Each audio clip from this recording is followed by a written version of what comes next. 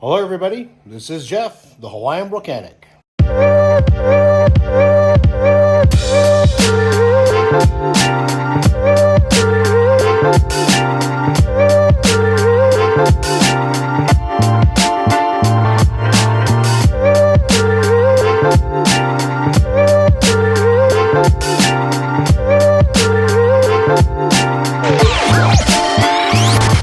Hey gang, welcome back to the channel. So after about 2 years of trying to figure out what's wrong with my AC system, it's come to the point where I need to change a major component, which is the condenser. Now, I've been avoiding it for quite some time, thinking that maybe I could, maybe it's something as simple as a leak in the hose or compressors leaking or something. So I had a couple of videos beforehand trying to troubleshoot and solve the issue, and for a time there it did hold the refrigerant for a few months or so without having any issues. It was a very, very, very slow leak, and after about 2 years of trying to figure it out, it's come to the point now where we're like, okay, maybe it's time to change the condenser. Now the condensers in these Silverados, year model, year 14 through 18, has had faulty condensers to where the welds that are on the condenser itself, they crack. And the reason why they do that because of the lack of support. I mean, there's only 3 tack welds that are holding the core itself. So this has been a constant problem. There have been service bulletins on these, recalls, right, to have the condenser replaced. My truck is out of warranty, but for some strange reason, as I inquired to see if this was on the recall list, it wasn't. My VIN number did not show up. So either way, I wouldn't have gotten the problem resolved because it wasn't on the recall list. And two, I didn't have an issue until after the warranty expired. That's just my luck. So anyway, let's go over really quick at what I need to do, and then we'll just jump right into it. Okay, so this is the new condenser. I got this from Napa Auto Parts, and it was pretty reasonable. It ran me about $175 for this part. Where the leak occurs on the OEM condenser is on the tack welds. When I say tack welds, literally it's like a couple of tack welds here, here, and here, and there's nothing in between really holding the core. So because of the lack of support, with all the vibration that goes on while you're driving your truck, these welds have a tendency to kind of come apart, causing a slow leak. And as you can see on the replacement part here, it's welded all the way down. So, giving it much better support and lessening the chance of springing a leak. So what we're going to do here is remove this cover, the shroud. We have to pop these push pins here to remove this, and then there's another cover that's over the radiator and the condenser we have to remove, and there's also a radiator support that goes across, a cross member that goes across that we have to disassemble as well, so we can pull out the condenser. So things that you're going to need to do is remove your OEM airbox. So your airbox has to come off for accessibility because there's a couple of bolts that you have to remove, 3 of them underneath here under the radiator support. You have to access them to be able to pull out the cross member there. So I'm just going to go and fast forward here, spare you the boring disassemble here, and then get to the guts of the project. Okay, so this is what it looks like with the cover removed. Now what we're going to do is remove a total of 6 bolts that are located underneath this cross member. There's one that's located in this area right here, one right about here, and one here. Then over on the driver's side, it's going to be oriented the same way, just opposite. Then we have to remove 2 bolts that hold in the condenser and the radiator, right here by the washer fill, right there. That one has to come out, and this one has to come out as well. There's one more in the front. And then what we do is we will tilt this cross member and move it out of the way. Then we remove this cover. There's two tabs. And if I'll try to zoom in. All we do is we just pop it up, and that's where it's at right there. If you can see it, my finger's pointing at it. One there. And there's another one down here as well. So once we remove this cover here, we have total accessibility to the condenser. What we do now is we remove the cooler lines, the AC lines, and then we'll pull out the old one and compare it to the new one. All right, let's keep mechanicking.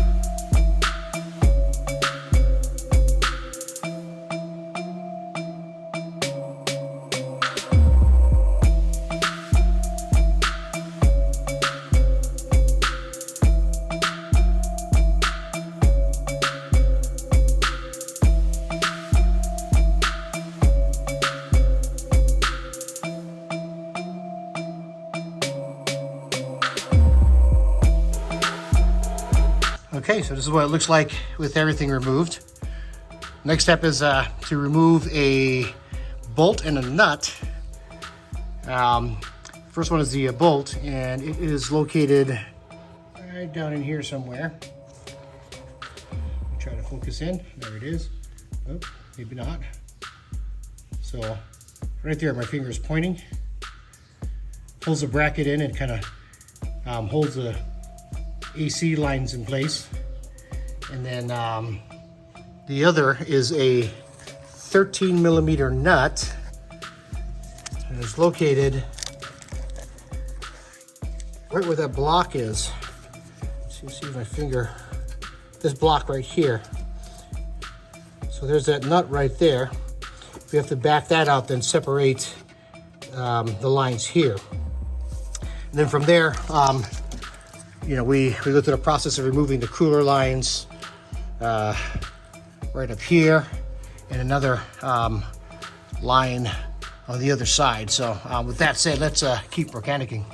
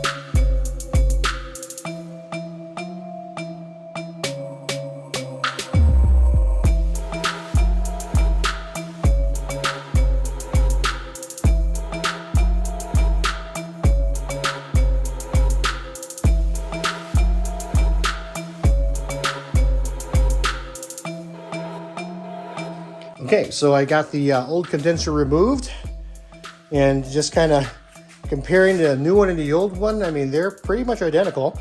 There's a couple of things we're going to need to transfer, and that's these shields right here. These just pop off. And then we also have to relocate this bracket right here. Just kind of pull it out like that. And then stick it on a new one like this. Snap it in place. That's good to go. And then, as you guys saw earlier, I had some issues removing the driver's side transmission line, the cooler line.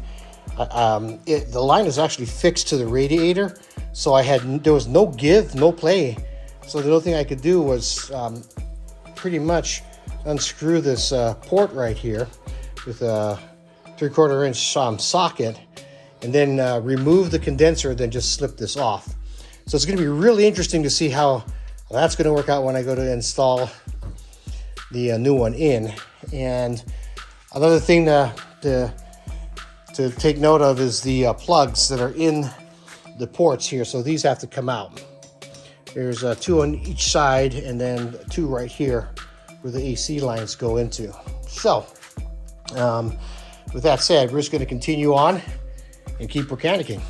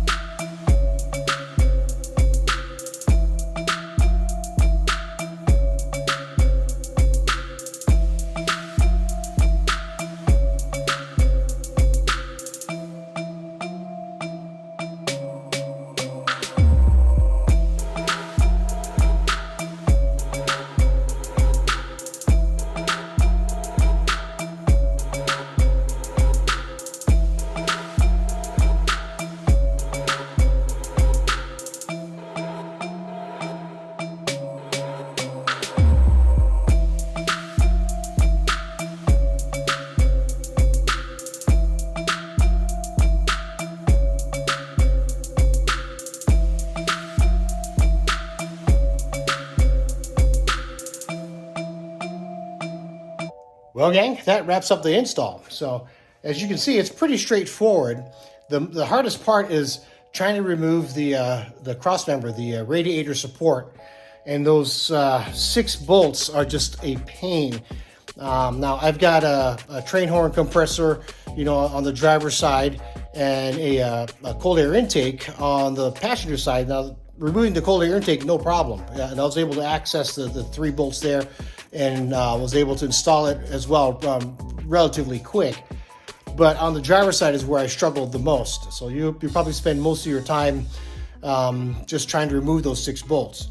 Another issue that I ran into was one of the transmission lines on the driver's side. I wasn't able to kind of snap it in place. So I had to back out the service port and attach it to the line and then screw it back in. So, a little bit of MacGyvering there, and I was able to get it to fit just fine. So other than that, the next steps would be to evacuate the system, check for leaks, and then add refrigerant to it, and hopefully that should fix the problem. Again, I went through the entire gamut, and the last thing really that's left to do is replace the blower in the inside of the truck if that goes bad, if and when that goes bad. So other than that, I appreciate you guys checking out the channel. If you guys like the content, please give it a thumbs up and like and subscribe. If you guys have any comments, or any questions, something I might have missed, just drop it in the comment section. I'll try my best to answer those questions as quick as I can. So with that said, guys, thank you so much for checking out the channel. I'll see you guys in the next one. This is your Hawaiian Volcanic. Aloha.